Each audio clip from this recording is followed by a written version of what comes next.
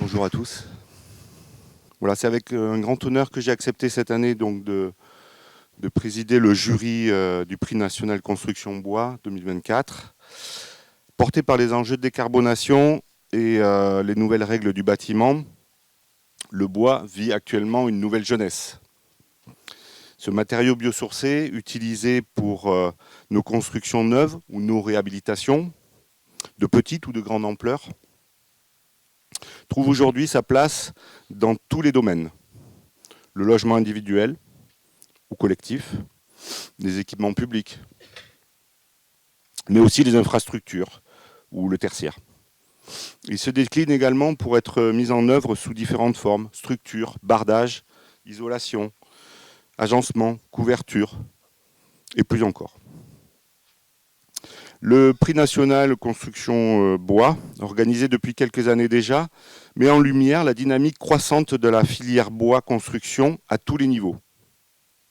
Devant la diversité et la richesse d'application du bois dans la construction, cette année, le prix national Construction Bois a décidé de porter le nombre de catégories à 8.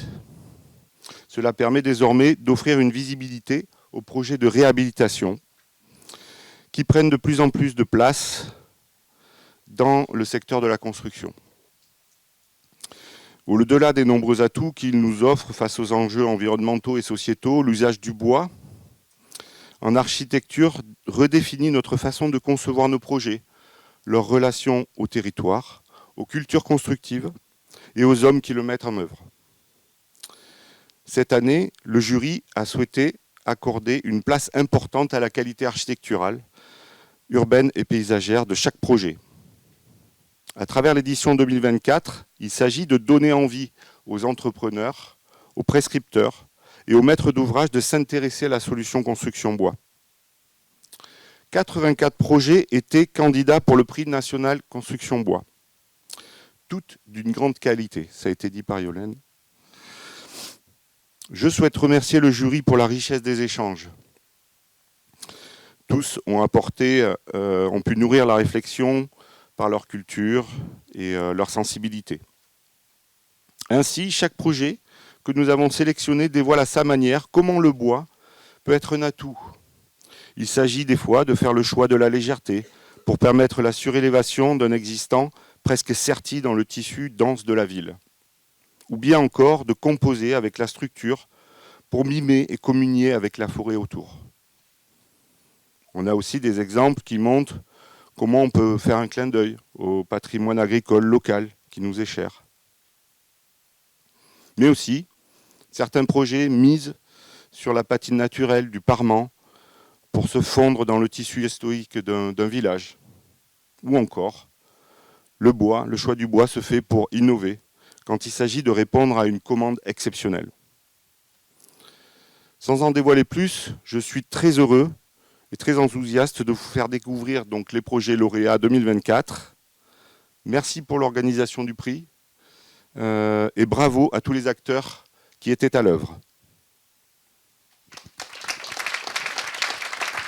Merci beaucoup pour toutes ces introductions et donc je ferai la dernière introduction avant de vous révéler les lauréats de cette édition 2024 du Prix national de la construction bois. Donc tout d'abord, pour rappel, le Prix national de la construction bois est organisé en premier lieu par région, puis un certain nombre de projets sont présentés au niveau national. Donc au total, ce prix cette année a reçu 717 candidatures, dont 84 finalistes, ça vient juste d'être dit. Cette année, le jury national était constitué de 17 personnes, dont on a vu les noms brièvement tout à l'heure. Vous le savez très bien, on peut faire beaucoup de choses avec le bois, et le bois se prête à des ouvrages de tout type. Et donc, c'est pourquoi le prix national de la construction bois est divisé en plusieurs catégories. Aménagement extérieur, aménagement intérieur, réhabiliter un logement, habiter une maison, logement collectif, réhabiliter un équipement, travailler, accueillir, apprendre, se divertir, auquel le jury a souhaité ajouter cette année un prix spécial. Voilà, donc on va commencer sans plus tarder avec ce fameux prix spécial. Et je vais inviter Dominique Cotineau, délégué général à l'Union des industriels et constructeurs bois, ainsi que Paul-Emmanuel Huette, directeur exécutif de PFC France, pour remettre ce prix spécial. Alors, le prix spécial du jury 2024 est décerné au centre aquatique et franchissement piéton à Saint-Denis. Inspirée par la nature, l'architecture du centre aquatique a pour ambition d'afficher une nouvelle conception biosourcée. Le bois s'impose au cœur du projet, auquel il confère son identité autant que son ambiance chaleureuse. Le squelette de la structure participe à l'architecture du lieu, avec ses 91 catènes de la toiture incurvée, d'une portée de 90 mètres, suspendues tous les mètres. Des poteaux tirants primaires et secondaires ont été placés tous les 10 mètres. Ces caractéristiques ont permis de concevoir un volume compact réduisant l'emprise au sol et le volume à chauffer. Les différents espaces favorisent ainsi une intensité d'usage. Bonjour à vous, on est ravis de vous remettre ce prix spécial et en tant que directeur de PFC France tout particulièrement puisque non seulement on est partenaire depuis déjà un certain nombre d'années du prix et puis aussi voilà, la très grande majorité, pour pas dire la quasi-totalité de la charpente est certifiée PFC. Voilà, donc on est particulièrement fiers de vous remettre ce prix et encore bravo pour ce très bel ouvrage.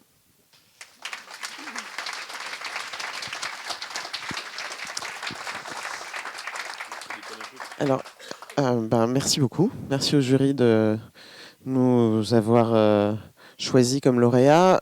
On est très nombreux, alors je vais dire un tout petit mot. Donc nous, on est Laure Mériot, nous on est architecte avec Cécilia, Atelier 234, Venoven CS. Et puis ensuite, je pense que chacun se présentera. Tout le monde est là.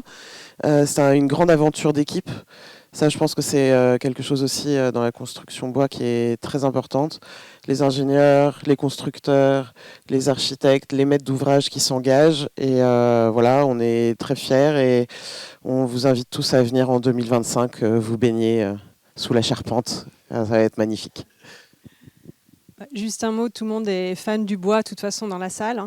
L'idée, c'était aussi de dire qu'avec le bois, finalement, on peut créer des nouvelles formes, on peut créer des nouveaux défis. Et du coup, j'inviterai toute la salle à utiliser le bois, mais aussi à pousser les limites du bois pour apprécier davantage les beautés qu'il a.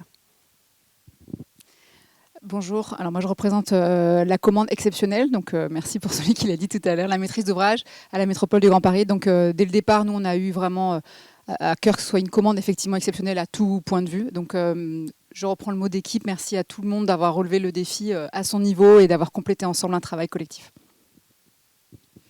Je suis très fier de représenter Bouygues Bâtiment Île-de-France, mandataire du groupement. Et ce que je voudrais dire, c'est que depuis le début, avec tous les membres du groupement, on a décidé de mettre en avant des principes innovants d'éco-construction. Et ça s'est traduit, vous l'avez vu en photo, par cette incroyable toiture, mais également 70 kg de matériaux biosourcés. Et voilà, donc c'est une grande fierté. Merci. Michael Zimmermann, ingénieur structure, donc pour SBP. Merci beaucoup. Je crois que c'était un défi technique assez haut niveau. C'était génial. Je crois que les bonnes personnes étaient ensemble au bon moment. Merci beaucoup. Et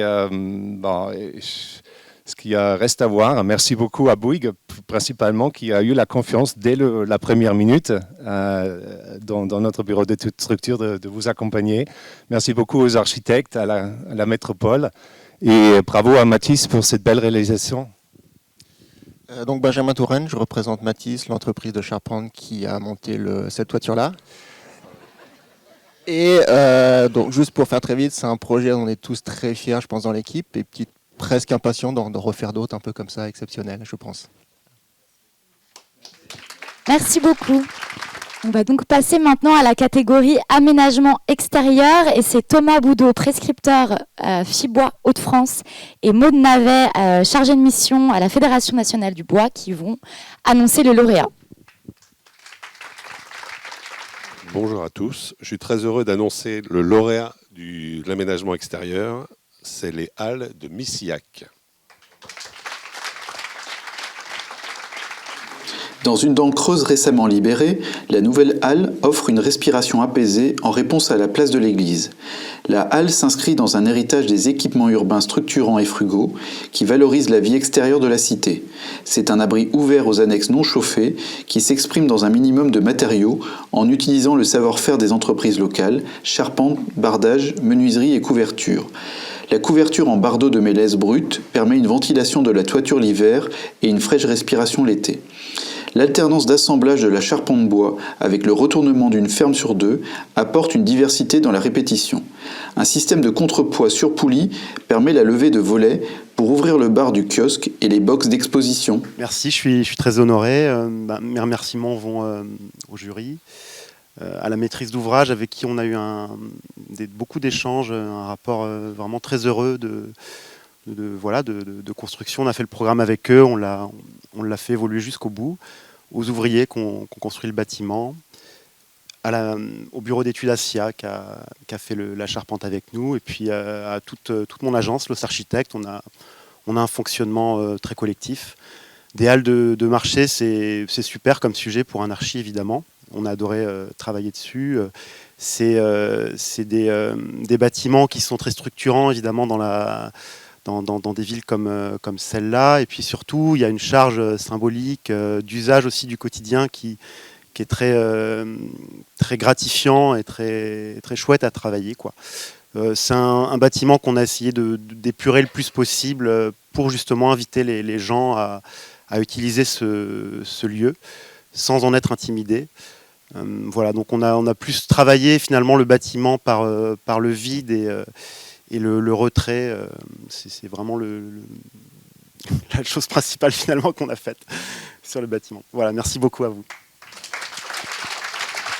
On reste dans les catégories aménagement, mais cette fois intérieur. Et c'est Aurélien Sautière, directeur exécutif de FSC France, et Charlotte Pull, chef de projet au Comité national pour le développement du bois, qui remettent le prix. Bonjour à tous. Donc pour ce prix de l'aménagement intérieur, l'usine Maison de la Nature. À proximité de la mer, au pied du massif des Morts, l'ancienne usine de traitement des ordures ménagères est requalifiée pour accueillir une maison de la nature qui a pour objectif de sensibiliser le public à l'environnement, au patrimoine architectural, paysager et naturel. Un travail est mené sur les matériaux biosourcés avec la valorisation de la filière bois locale pour les éléments de structure intérieure, volets en bois, menuiserie, aménagement intérieur et l'utilisation d'isolants biosourcés dans les parois et les planchers. Les volumes intérieurs sont évidés. Les éléments béton des anciennes cuves sont en partie démolis, concassés et réutilisés dans les aménagements extérieurs. Les éléments de structure existants en béton et la cage d'ascenseur en agglo sont laissés bruts. Un escalier monumental en bois se développe dans la trémie centrale. Bonjour à tous. Donc je suis Stéphanie Franceschi de l'agence Awesome Architects. On est basé à Marseille. Donc je suis vraiment ravie d'être ici aujourd'hui pour recevoir ce prix qui récompense notre travail sur la maison de la nature à Cavalère-sur-Mer, donc située dans le Var. Donc c'était un projet qui nous tenait particulièrement à cœur, non seulement parce qu'il s'agissait de réhabiliter un patrimoine qui était jusque-là délaissé, donc une ancienne usine de traitement des déchets, mais aussi parce qu'à son échelle, ce projet rassemble nos ambitions pour une architecture durable, une architecture qui est liée à son territoire, à son climat, avec l'utilisation de matériaux biosourcés, une structure et des aménagements intérieurs en bois des Alpes et en bois du Massif central. Donc je voudrais adresser un remerciement aux entreprises locales qui ont travaillé sur le projet et qui n'ont pas pu être présentes aujourd'hui. Donc il y a l'entreprise Toiture Montilienne qui a réalisé la structure intérieure et l'escalier monumental. Les ateliers Olivier pour l'ensemble des autres aménagements en bois. Enfin, je tenais à remercier toute l'équipe de maîtrise d'œuvre qui a permis de mener à bien ce projet, de suivre le chantier qui n'a pas été très simple et qui a duré assez longtemps. La ville de Cavalère, sans qui on n'aurait pas pu accéder à cette commande, et je les remercie de nous avoir fait confiance. Merci à tous. Merci beaucoup et bravo au premier lauréat de cette cérémonie. On va passer maintenant à la catégorie réhabiliter un logement. Et c'est Jérôme Caraz, responsable ICCB, les Compagnons du Devoir, et Jean-Michel Martin, président Les Métiers du Bois, qui vont remettre ce prix. Donc, dans cette catégorie réhabiliter un logement, donc transformation d'une ancienne ferme en 2 foyers d'habitation à Saint-Martin-l'Estrat. Le chantier s'est déroulé en autoconstruction par l'architecte et propriétaire des lieux. Le projet s'appuie sur les fondations en pierre locale existantes ainsi que sur les murs en pierre épisés. La réhabilitation s'engage dans une démarche vertueuse de réemploi poussant au maximum la conception bioclimatique. La charpente en bois local fabrique une coursive au sud, assurant une parfaite maîtrise des apports solaires thermiques durant les saisons. Le rafraîchissement ainsi que la ventilation sont assurés par un puits provençal couplé à une ventilation double flux. L'ancienne charpente a été réutilisée, ainsi que des briques de terre cuites, afin d'améliorer l'inertie intérieure de la construction bois. Alors je vais rectifier parce que je suis président des métiers du bois, mais de l'ACAPEM, parce que je ne suis pas président des métiers du bois de l'ensemble de vous. Et je suis heureux de remettre ce prix de rénovation parce que l'ACAPEM est quand même le représentant des acteurs majeurs, des artisans acteurs majeurs de la rénovation.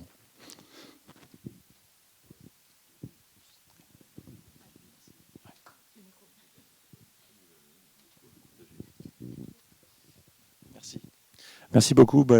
Écoutez, je vous remercie tous. Je remercie le Prix national construction bois d'avoir retenu ce projet. Il est un peu particulier. Moi, je me présente tout seul devant vous aujourd'hui parce que je m'appelle Loïc Parmentier. Je suis architecte de l'agence Atelier de Montretier qui est située dans les Monts du Lyonnais à l'ouest de Lyon, un petit village. Et en fait, c'est un projet en autoconstruction de ma maison qui est présenté là. Donc, je suis à la fois l'architecte, le commanditaire, mais aussi l'entreprise d'une certaine manière. Et en fait, on peut citer quand même Décode Bois, qui est le fabricant de la mêlée collée, qui m'a accompagné pour calculer cette structure et la concevoir aussi. Il faut comprendre que dans ce projet, il y a plusieurs choses qui sont importantes. C'est que c'est l'inscription sur un site qui à l'origine est une ruine. Donc c'est le sauvetage déjà d'un bien pour en faire 2 foyers d'habitation. Ma maison avec ma famille, mais pas uniquement, un autre foyer est en cours de réhabilitation. Et puis c'est aussi un site ou une situation où en fait le bois est très peu employé dans cette campagne rurale, mis à part sur les pourcentages de bois obligatoires sur les stabulations.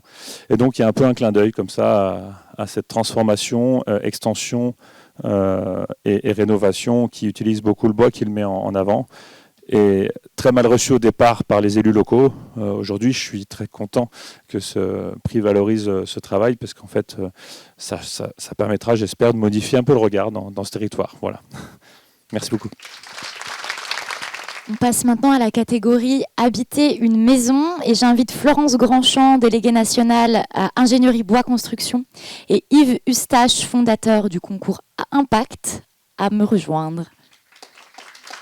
Alors, donc dans la catégorie Habiter une maison, le lauréat est la Petite Maison Noire, à Val-aux-Joues. La Maison Noire est pensée comme un cabanon de bois et de verre qui s'inscrit dans la longue tradition des constructions agricoles du Périgord. Longère soulevée par une structure de 10 poteaux, la construction ne modifie pas le terrain naturel du sous-bois. Elle s'élance dans la ramure des arbres pour entrer en conversation avec la nature environnante et créer une connexion directe avec la forêt pour profiter de chaque bruissement de feuilles et de chaque variation de lumière offerte par le lieu. L'habitation, hors fondation, est construite entièrement en bois. Le système constructif permet de ne pas impacter et artificialiser la nature du sol du sous-bois. Un chauffage au bois et un traitement de préservation et de finition au goudron de pin naturel viennent compléter la longère. Donc je suis très heureux d'être avec vous ce matin. Je tiens à remercier bien chaleureusement l'ensemble des acteurs de la filière bois française, les organisateurs des prix régionaux et du prix national, ainsi que les membres du jury de cette année et son président Cédric Ramière, pour avoir porté une attention particulière à notre travail et primé ce tout petit projet qu'on a réalisé dans mon village natal de Dordogne, à quelques encablures des grottes de Lascaux, bien connues. Bien entendu, je veux remercier aussi nos clients, Céline, François et leurs enfants qui nous ont fait confiance, ainsi que les entreprises sans qui nous ne sommes pas grand-chose, quelle que soit l'échelle des projets. Et enfin, je suis tout seul ici, mais je salue aussi mon associé, nos collaborateurs. Et je fais un clin d'œil à mes grands-parents tabaculteurs dont les bâtiments agricoles en bois qui ont caractérisé l'environnement dans lequel j'ai grandi ne sont pas totalement étrangers à la conception de ce projet. C'est donc un bâtiment c'est un tout petit bâtiment de 80 mètres carrés, bien loin des 20 000 mètres carrés du hall 3 du Bourget qui nous a été présenté plus tôt par Georges-Henri Florentin. Mais on sait bien qu'il n'y a pas de petit sujet pour mettre en place une réflexion ambitieuse et sérieuse. Comment dire, on est convaincu en effet que ces projets de petite échelle permettent justement de tester des détails et de mettre en place des dispositifs constructifs déclinables ensuite à grande échelle. Et en outre, ils permettent également pour nous de continuer à se former dans notre pratique et de continuer à progresser dans la compréhension de la construction en bois, puisque nous sommes une jeune agence, Sapiens c'est une jeune agence. C'est donc une habitation, ça a été dit, qui est construite en quasi-totalité en bois, de la structure à la finition en goudron de pin naturel. Et donc j'ai personnellement, moi, grandi juste à côté du lieu où a été construite cette maison, au cœur d'une forêt. Donc c'était assez essentiel pour nous que la maison, qui est implantée dans une forêt de chênes typique du Périgord noir, respecte à la fois le sol qui l'accueille, mais entre en conversation aussi avec son environnement direct par sa forme et donc par sa matière. Alors merci encore, c'est toujours gratifiant de voir, ça a été dit plus tôt, mais c'est toujours gratifiant de voir son travail récompensé. Ça donne de la force tout simplement aux jeunes praticiens pour continuer de se battre pour la qualité architecturale et paysagère et pour continuer à s'engager dans notre pratique et sur ces territoires qu'on affectionne beaucoup. Puisque c'est vrai que pour nous, la question de la reterritorialisation de l'architecture est un des enjeux centraux de la construction d'aujourd'hui et de demain. Et la filière bois française constitue un outil essentiel pour nous. Là, je me sens vraiment au Festival de Cannes. Mais c'est bon pour le temps. Merci, on sent qu'il y avait une volonté d'aller jusqu'aux 3 minutes pour avoir la petite musique. Et je précise que la comparaison avec le Festival de Cannes, pour les organisateurs, organisatrices du prix et moi-même, au sein même du Salon Batimat, c'est quand même une belle reconnaissance du travail de mise en scène, donc c'est gentil. Du coup, la catégorie suivante, c'est le logement collectif, habiter ensemble. Et c'est Jean-David Michel, directeur général adjoint de ProBTP Group, et Maximilien Pitot, représentant de l'Union des métiers du bois au sein de la Fédération française du bâtiment, qui vont remettre ce prix. Bonjour, je suis donc très heureux de remettre au nom de Prodigéo et du groupe ProBTP le prix 2024 dans la catégorie Habiter ensemble à La Tuile, du Paris 18e. C'est à l'abri du tumulte de la place Clichy, au détour d'une ruelle discrète et étroite, que se découvre cet immeuble de 6 logements sociaux. 2 volumétries désaxées s'imbriquent l'une en retrait de l'autre, pour dégager des fenêtres d'angle, des terrasses et échapper au vis-à-vis en s'ouvrant vers l'est. Particulièrement adaptée à la dimension de la parcelle et au contrainte d'accès, une structure de plancher et murs en ossature bois se pose sur un socle de béton qui s'exprime en façade et reprend l'alignement des rez-de-chaussée artisanaux du passage. Entre continuité et rupture, les façades développent des écritures distinctes, fenêtres sur allège et enduits à la chaux en continuité du bâtiment voisin, baies toute hauteur et persiennes habillées de lithos en châtaignier. Bonjour, merci. Je suis directrice de la communication de Elogiciamp, le bailleur social qui est maître d'ouvrage de cette opération. Et nous sommes très heureux d'avoir ce prix qui récompense l'innovation qu'on met toujours au sein de nos opérations, enfin on essaye, et puis le bois qu'on commence à mettre sur certaines opérations. Merci. Oui. Merci beaucoup pour ce prix qui nous, comme on le disait, ça fait toujours plaisir de recevoir des prix et de voir qu'on a raison de persévérer, de continuer, et ça nous donne de la force, exactement. Merci à Elogiciamp de nous avoir aussi accompagnés depuis le début, parce que c'est un projet qui a été long, démarré en 2014, à une époque où ce n'était pas forcément évident de construire en bois, et encore plus à Paris. Mais là, le sujet s'y prêtait particulièrement. On était dans une parcelle très exigu, dans un petit passage. Du coup, il y avait quand même des contraintes de chantier qui faisaient que le bois était vraiment pertinent. Après, il y a eu toute cette démarche qui qui s'est jointe d'essayer d'être dans une frugalité dans les matériaux employés, d'essayer de minimiser au maximum l'emploi des matériaux, de favoriser un travail sur l'ossature plutôt que le CLT. Dans des parcelles où il n'y a pas de nécessité d'aller le faire. On a fait un travail avec le charpentier Millet, que je remercie aussi sur le cubage, qui a permis de voir en fait, qu'on utilisait vraiment très peu de bois. Et sur les essences aussi, c'est de favoriser les feuillus. Voilà, donc on remercie le Prix national construction bois de primer ce projet, qui est finalement un petit projet mais assez complexe. Et justement où c'est plus la démarche qui est autour des matériaux qui est primée là. Voilà, donc on tenait à vous remercier. Je vais laisser la parole à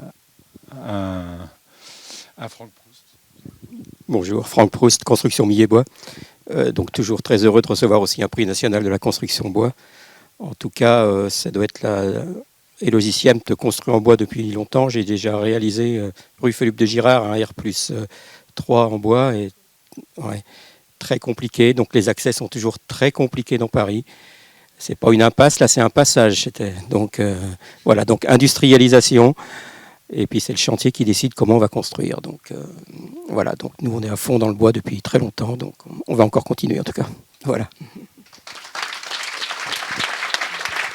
Merci beaucoup. On va retourner dans de la réhabilitation avec la catégorie réhabiliter un équipement. Et j'invite Anne Duisabo, présidente de France Bois Forêt, à me rejoindre à nouveau, ainsi que Jérôme Martinez, responsable Bois de France.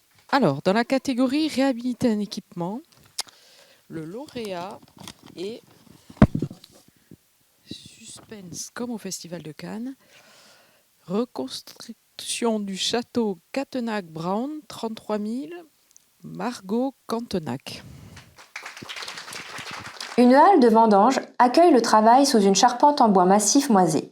Le cuvier, pénétré par la lumière, est structuré d'une charpente en losange et porté par des poteaux en V. Le chai, sombre et introspectif, apparaît sous une haute voûte en bois massif. Un long escalier en acier et chêne massif conduit à une salle de dégustation lumineuse, offrant un panorama sur les vignes jusqu'à perte de vue. La transformation des chais s'est appuyée sur une conception environnementale, bioclimatique et bas carbone. Adaptation au climat du Médoc, utilisation de puits climatiques, performance thermique de l'enveloppe et écomatériaux régionaux. Une peinture à la farine en extérieur ainsi qu'une peinture au lait et à l'œuf en intérieur viennent complémenter cette magnifique restructuration. Et bonjour, merci beaucoup pour ce prix. On est très contents. On était censés être plus nombreux sur scène. Mais voilà, les charpentiers ont été bloqués dans le train et notre autre bureau d'études devrait arriver. Donc ce projet qui a duré 4 ans quand même, donc 2 ans de chantier, c'était une très très belle mission où le maître d'ouvrage est venu nous chercher pour faire le premier chai bioclimatique du Médoc. Et donc au sein de l'atelier, c'est quand même notre sujet favori, le bioclimatique. Et donc, on s'est beaucoup amusé. On a utilisé beaucoup de biosourcés aussi, et notamment la terre crue. Et donc, le bois, c'est une matière qu'on aime travailler au sein de l'atelier. Et donc là, on a trouvé des partenaires locaux et aussi montpelliérains, parce que du coup, moi, je représente APM et associés à Montpellier. Et du coup, j'ai ramené mes camarades avec qui j'ai l'habitude de travailler. Donc, Calder Ingénierie, qui était le bureau d'études pour les charpentiers. Et donc, les charpentiers, ils se sont regroupés à 4. Donc, 2 locaux qui étaient les entreprises Juste pour le bois et 2 gaz pour le métal, parce que dans la partie cuvier, il fallait, même dans le chai en fait, tout le rez-de-chaussée en métal, parce que très soumis à l'eau. Et pour il y a notre bureau d'études CE Ingénierie qui arrive.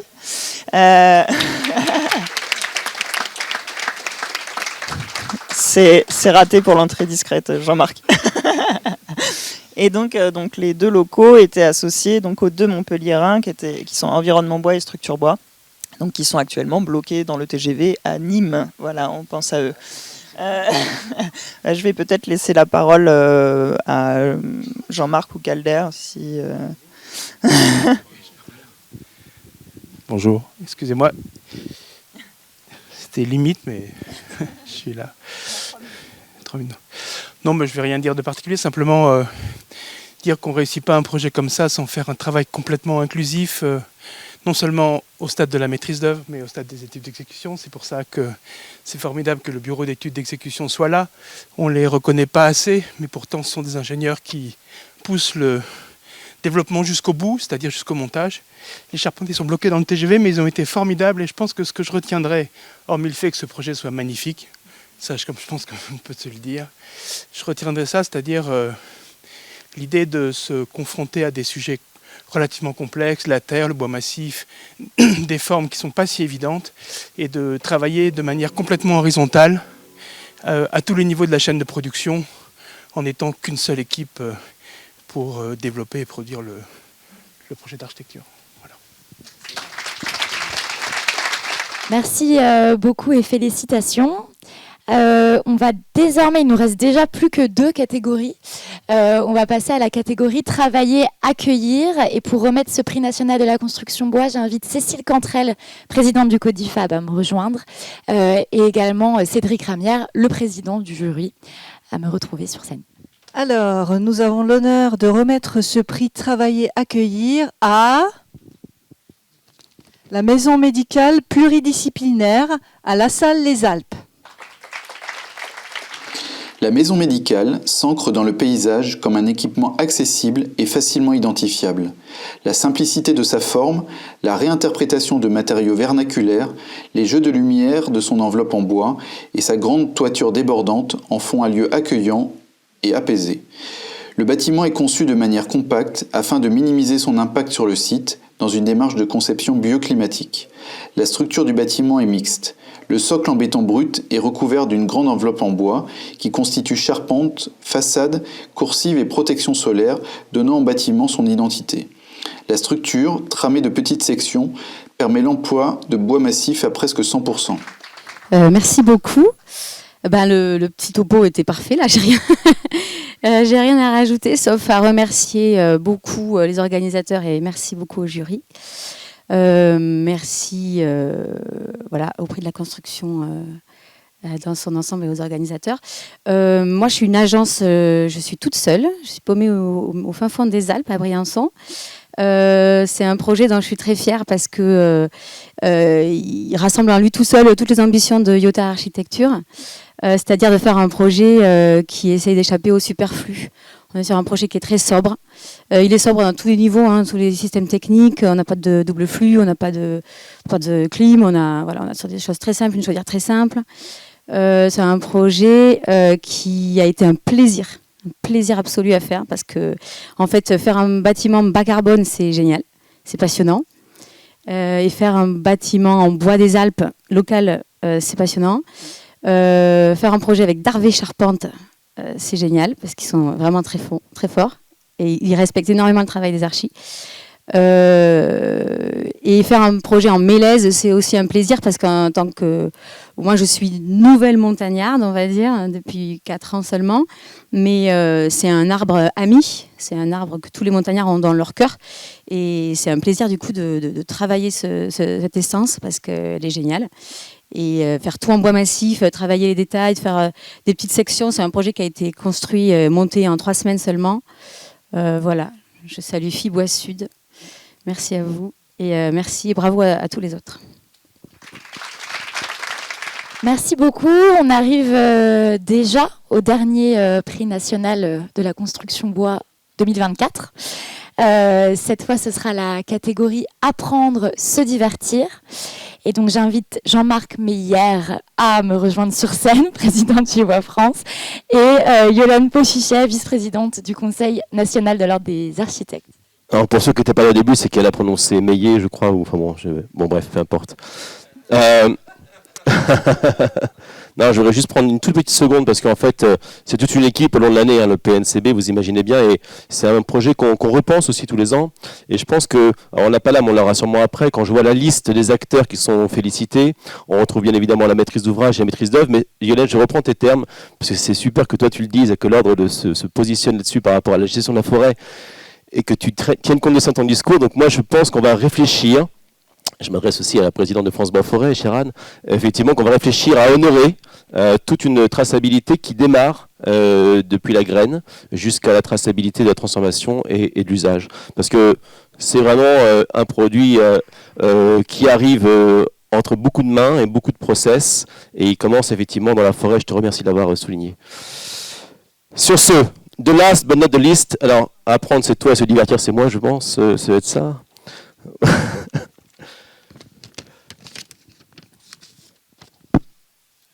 Le vainqueur est Espace Sport et Nature à Sorèze, Revel, car c'est donc dans 2 départements.